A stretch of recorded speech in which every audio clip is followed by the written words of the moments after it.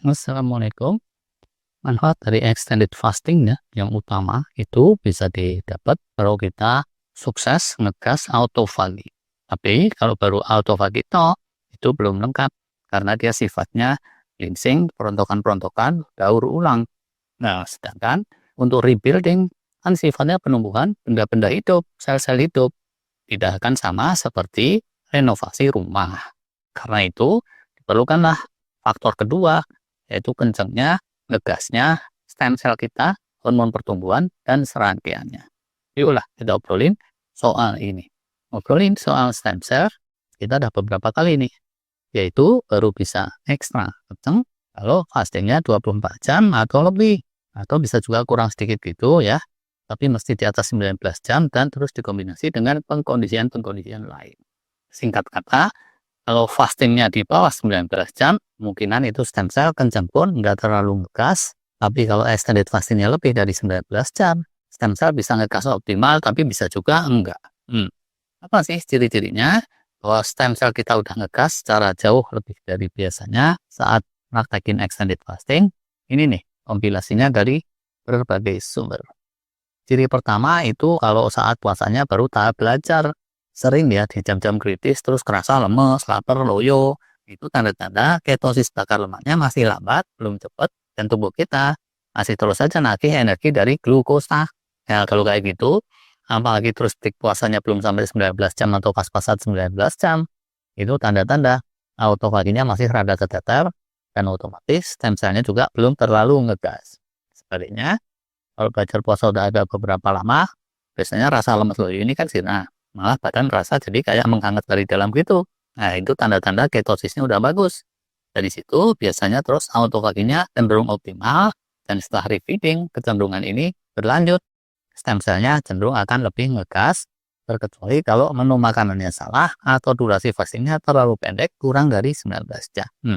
Secara umumnya, kalau melakukan fastingnya baru-baru, itu durasi puasanya harus cukup panjang, 24 jam atau kayak gitu ya, atau lebih. Kalau enggak ya cenderungnya autofaginya akan kurang ngegas, apalagi stem cell-nya. Kalau ciri kedua ya, itu yang lemes laparnya pasca unlearning. Kalau kita udah teradaptasi benar untuk puasa, karena sering praktek, entah omat kayak atau puasa alternative fasting, itu puasa bakalan kerasa seamless, enteng banget, serasa business as usual. Nah, kalau puasa udah seseamless itu, biasanya itu justru autofaginya juga mengendor. Demikian juga stem cell-nya itu rada kendor juga, disebabkan karena sinyal survival yang muncul tidak begitu kencang lagi. Nah, produksi hormon lapar ghrelin pun tertekan.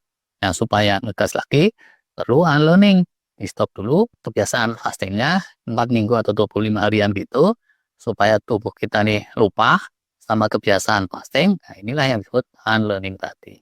Nanti pasca unlearning, saat praktekin puasa lagi, tubuh akan kembali ngerasain lemes lapar, yang berarti sinyal survivalnya udah kenceng lagi, produksi hormon lapar, hormon ghrelinnya juga lebih kenceng lagi, dan kalau terus extended fasting, cenderungnya itu akan lebih ngegas autofagi dan stem cell. Sama-sama lemes lapar nih ya, yang baru belajar sama yang udah jago, tapi terus unlearning itu maknanya bisa bedanya jauh. Ciri lain, biasanya imunitas terus meninggi. Pasca rutin praktekin fasting, itu terus jadi jarang sakit, jarang terasa greges-greges meriang. Nah, itu tanda-tanda fastingnya berhasil ngegas autofagi. Dan kalau terus menu makannya saat nggak fasting diatur optimal, dibagusin asupan yang ngegaru, yang ngegas inflamasi kayak gula, karbo, junk food. Selain itu terus diperbanyak asupan yang sifatnya biomaterial bagus, kayak protein dan berbagai mikronutrien, maka amat besar kemungkinannya rebuilding dan stem cell pasca fastingnya juga akan extraordinary lebih kencang. Ciri lainnya lagi, kalau pain menyingsing atau kalau cedera itu jadi cepat sembuh.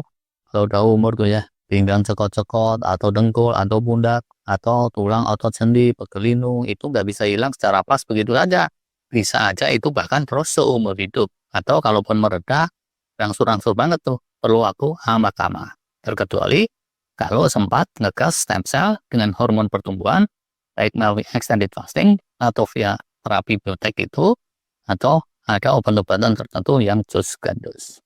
Nah, jadi kalau terus nggak pakai obat, si pegelinu, pain cokot-cokot bisa hilang dengan relatif cepat kayak muda-mudi, pasca extended fasting, itu besar kemungkinan fastingnya emang udah cukup sukses ngegas stem cell.